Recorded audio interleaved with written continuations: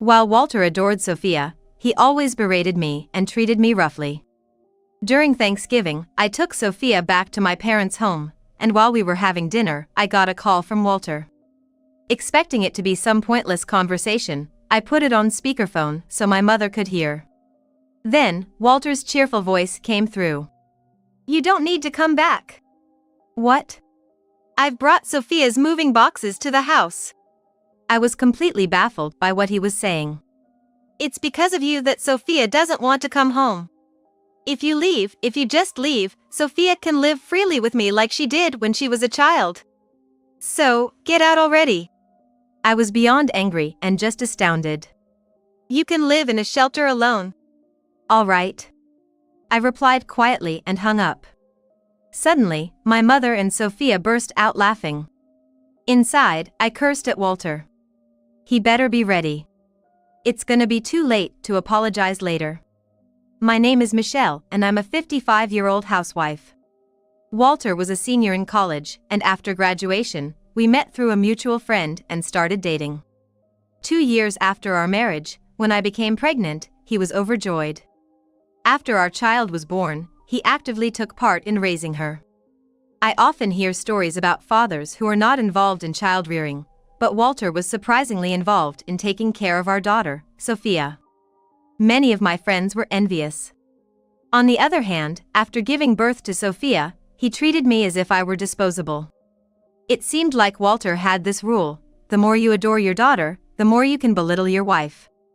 He didn't hesitate to verbally abuse me, even in front of Sophia.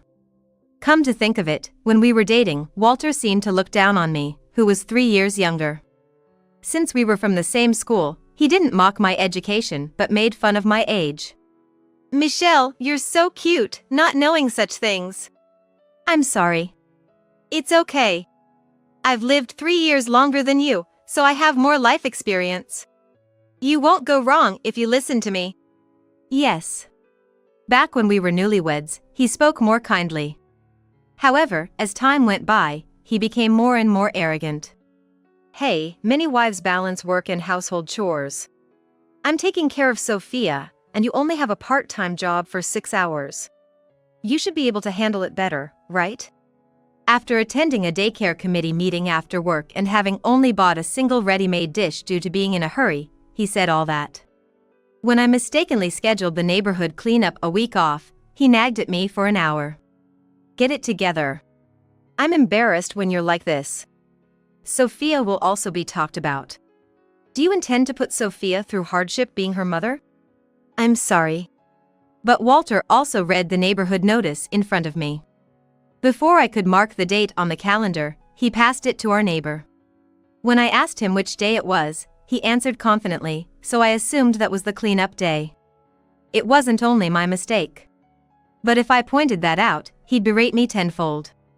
To end the argument quickly, it was best to show a humble attitude and bear it. Whenever I fell sick, Walter got upset. Before marriage, when I told him that I wasn't in the best of health, he said such sweet words. "I'm robust, so if you ever get sick, I'll take care of you." But when I did feel unwell, Walter would incessantly complain in front of me, while I lay weak in bed. "I can't make dinner because I have a fever of 100.4 degrees Fahrenheit? Can't take care of your husband? You're failing as a housewife." "I'm sorry, I think I caught something from a colleague. Can you please get some takeout or something from the store?" "Oh sure, always with the excuses. Sophia, let's go get some dinner with Daddy." When Walter returned home, he only bought alcohol and snacks for himself and treats for Sophia, not getting anything suitable for me to eat. "If you get us sick, you're in trouble. Right now, you're no different than a germ. Stay in your room until you're better," he snapped at me. As Walter closed the bedroom door, I could hear Sophia's concerned voice. "Daddy, what about Mom's food?" "She'll manage on her own. We shouldn't get sick, so let's stay downstairs." Reluctantly, I was making soup in the kitchen late at night when Walter found me and yelled at me. "What's this? You look fine. Don't fake it just because you want a break." "I clearly look pale, can't you see?" "You catch a cold or the flu because you're not strong-willed enough." Look at me, I go to work even when I have a hangover. Seeing Walter puffing out his chest, I just lost the will to argue. Walter was always cold to me, but doted on Sophia. If she coughed even slightly, he'd panic, thinking, pneumonia? If she got hurt at the daycare, he'd overreact, demanding, who did this to her? When she had a boyfriend, Walter would sneakily find out where he lived and stake out, eventually telling Sophia, that guy has a childhood friend who's a girl. You should break up. This got him scolded by Sophia. So, when Sophia brought her boyfriend, Kevin, to our home, I was worried Walter might chase him away. But Kevin was the spitting image of a gentleman, so Walter had to accept him. You're way out, please take care of Sophia. Walter, sobbing and bowing his head, left Kevin looking surprised. Naturally, at their wedding, Walter cried like it was the end of the world, much to the amusement of our relatives. While such antics were endearing, Walter's behavior began to spiral out of control. Hey Sophia, why won't you live with us? Soon after she got married, every time Sophia visited, Walter would ask her. I knew the reason. Easygoing me and the meticulous Sophia had different personalities. Sophia realized this during her teenage rebellious phase, went to an out-of-state university, and started living alone after getting a job. With distance, she seemed to want to go out or chat, inviting me for shopping, movies, day trips, and even occasional cafe visits. This kind of distance felt just right. But Walter treated Sophia, now 30, like a child and kept pestering her about living together. If you're living in the next town, why not just live with us? I'm fine, I have Kevin with me. You're cold. I might get sick from loneliness. What are you saying? You're sturdy enough not to catch a cold. Initially, Sophia entertained Walter's whims, but he became too nagging, so she reduced her visits to just Christmas and Easter. Now, he'd send her messages every day, and if she didn't reply, he'd call to remind her. Ignoring that as well, one day Walter just waltzed into her house. When Sophia and Kevin returned, they found Walter lounging in their living room, which shocked them. Apparently, Walter secretly took their spare key and made a copy. After getting a call from Sophia, I rushed over to retrieve Walter. When I entered, Sophia was yelling at Walter. Dad, enough is enough. This is our home. What's wrong with a father visiting his daughter's house? Walter, what are you doing? You can't just break into someone's home. It's natural for a father to care for his daughter. I've changed Sophia's diapers, bathed her, played with her at the park. You don't care about her like I do. I love my daughter and worry about her every day. I gave up trying to reason with Walter and forcefully took him home. Though he complied that day, Walter kept on with his antics, getting Kevin, a non-drinker, drunk at bars, dragging him to horse races and boat races, and making him spend unnecessarily. No matter how many times I cautioned Walter, he wouldn't listen and seemed ready to dig in his heels, so I stopped pushing. Right around that time, the summer holidays were approaching, and given it was the first one since my father's passing, I planned to take some days off work and visit home. When I mentioned this to Sophia, she said she wanted to go too. I'd like to visit the grave too. Okay, I'll let Grandma know. She'll be thrilled. My mother, now in her 80s, seemed a bit down ever since my father passed away. Even though my younger brother who lives nearby checks in on her, I'd like to visit during the holidays, chat with her, and help out with household chores. When I told Walter about this, as expected, he complained. You're gonna be away for 3 days, even though you're a wife? We're also going to visit your parents' grave. It's not about that. Leaving me alone for that long is just not right. Since his parents had already passed away, we usually visit their grave first. I believe I'm fulfilling my duties as a daughter-in-law. I'll leave money for 3 days' worth of meals on the table. Typical. Ditching your kitchen duties? Make sure to catch up on cleaning, laundry, and dishes when you get back. I'll leave my stuff out just to ensure you have something to do. I was tempted to retort, why don't you clean up after yourself for once, but swallowed my words and got in the car. As soon as we left, Sophia vented her frustration. Why is he so arrogant? Mom, are you okay being treated that way? I've just gotten used to tuning him out. Seeing my half-smiling face, Sophia looked displeased. But she quickly changed the subject, probably out of concern for me. Oh, speaking of which, about the new apartment we're moving into. You were living in the place that Kevin had since his bachelor days, right? And now it's gotten too cramped? With both Ethan and me working from home more, we felt the need for a home office. We just signed the lease recently and are now packing. That's great to hear. The new apartment is in the downtown area. I anticipated Walter making a fuss about it when he found out. That evening, my mother, Sophia, and I made meatloaf together. In the middle of our meal, Walter called. He typically complained over the phone whenever I visited my family. I assumed this call would be about some trivial matter like wanting a different beer or finding a hair in the hallway. Thinking to share the conversation with my mother, I put the call on speaker. Walter's cheerful voice echoed. Having a good time over there? Pretty much. What do you want? You don't need to come back. What? I've brought over Sophia and Ethan's moving boxes. There's no space for you anymore. I was at a complete loss for words. I glanced over at Sophia, who looked just as perplexed as I did.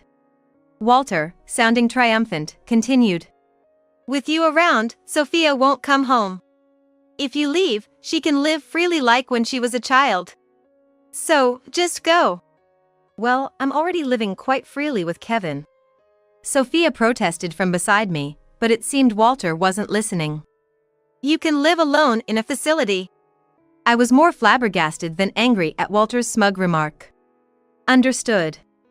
I replied calmly and hung up the phone. Immediately after, my mother and Sophia, sitting next to me at the dinner table, burst out laughing. They couldn't contain themselves, laughing so hard they held their stomachs. Walter, as always, never listens to anyone. Talk about being in his own world. This is crazy, Grandma, Sophia said, wiping tears from the corners of her eyes. I was too upset to laugh. In my heart, I was cursing Walter. I had turned a blind eye to his antics because he was fond of Sophia, but this was the last straw. He better brace himself. An apology later won't cut it. After the call, I quickly finished my meal. I then arranged for a moving company and made another important call. As time passed, Sophia seemed to become angrier. As she washed dishes, she vented. No matter if he's the father, entering someone's house and moving their belongings without permission is utterly ridiculous. Unforgivable. We can confront him together, but let him speak his mind for a while. I want to record everything. Got it. On the way home with Sophia, we stopped by a divorce attorney's office. The moment we opened the front door, boxes that couldn't fit in the living room spilled out into the hallway. Sophia's belongings. He really brought them here.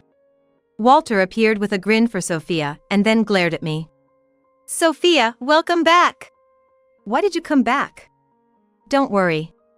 I just came to grab some valuables and a change of clothes. I'll be moving out within the week. You finally get it. When I placed the divorce attorney's business card on the dining table and urged Walter to sign, he remarked with a smirk. I should have done this sooner. I kept you around thinking you'd be a good housekeeper since you're Sophia's mother. But I realized I can just make Sophia do all the chores. The one who had been putting up with everything was me.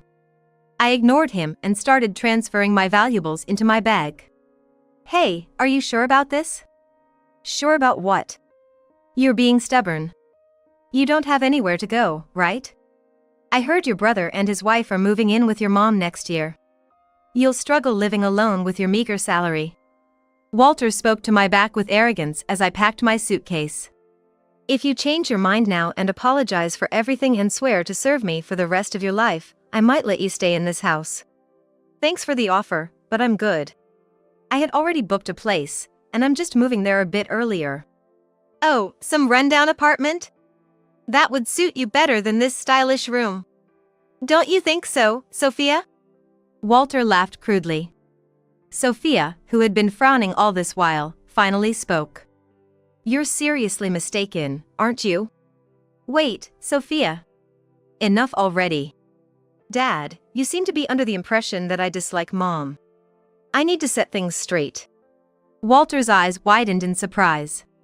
Comparing me and Sophia, a small smirk formed on Walter's lips. You're too late. I know everything about Sophia. How you found your mother annoying, how you chose a college with dorms because you didn't want to see her. But when you started working and living alone, you missed your dad and sometimes came home, right?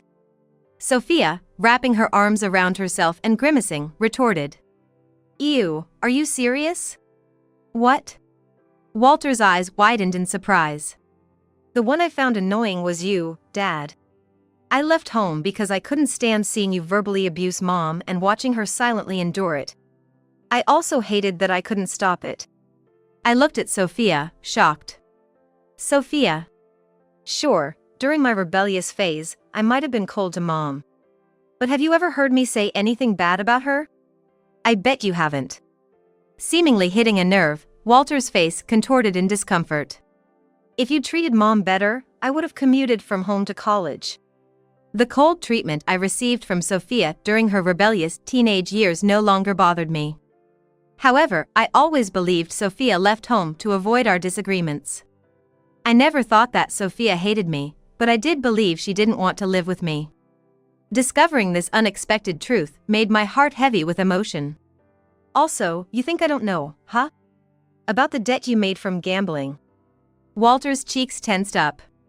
What are you talking about? Feigning ignorance, Walter's face turned pale, his voice shaking. Don't play dumb. You used my college tuition for horse racing and boat racing, didn't you? Mom had to borrow money from Grandma to pay it off, right? Michelle! You spilled the beans! Walter shouted at me. No, I overheard you talking to Grandma in the hallway when you returned the money to her. I later asked Grandma about it. I had asked Mom to keep that a secret. I didn't know she told Sophia about it. Sophia glared at Walter and smirked. To you, gambling was more important than my college, huh? Sure, you were affectionate, but that's just how much you cared, right? Walter mumbled. That's not true. You and gambling both were equally important to me. Proof is, I took you to the racetracks, right? If gambling was more important, I wouldn't have spent time with you. What's with that excuse? Another thing, Sophia. You seem to think that I treated your mother poorly, but that's not the case. Walter said emphatically. I was just trying to teach her where she was lacking. Telling her to be more ladylike, more motherly, to be a good wife to her husband. I was just disciplining her to correct those things. What's wrong with that? Sophia closed her eyes, rubbing her forehead, clearly exasperated. Mind your own business. Who do you think you are, acting so high and mighty?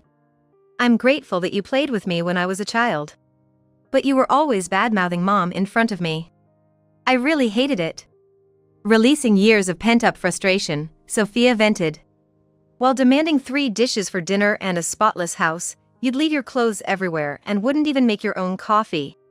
Thanks to you, I grew up distrusting men and struggled with the idea of marriage. Walter seemed not to have heard Sophia's passionate plea. He let out a soft sigh and furrowed his brows. Seems like you've got the wrong idea, Sophia.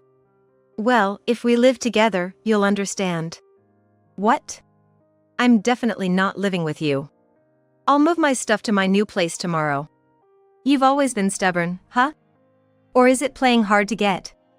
I know deep down you really love me. You're just shy, aren't you, Sophia? Chuckling, Walter took the divorce attorney's business card. We're gonna be total strangers soon. Move out quickly. Don't leave your stuff here too long, it's a hassle. I will. So, you better find a new place too. If you dilly-dally, you'll get kicked out. What? Walter looked dumbfounded. I shot him a cold, sarcastic smile. Did you forget? This apartment used to belong to my father. It seemed the realization hit him like a ton of bricks. Seeing Walter's wide-eyed expression, I kindly reminded him. Remember when we were considering buying a house after getting married?